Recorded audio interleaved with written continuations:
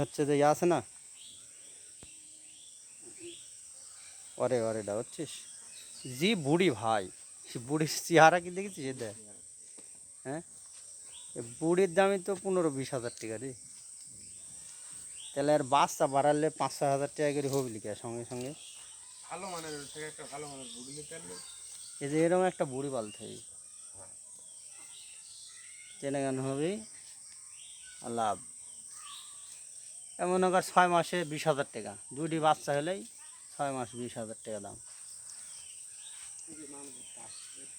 এরে কি এরেলা পাঁচানি ওই যে ওই দিক গেছে করলা আর দেখাতে হইলো এই দুটি কাহিনী এই যে পরে আবার এই দুটি হয়েছে এই বাচ্চা দুটি হয়েছে এই জন্য মনে হয় হুম বকরি মেলালা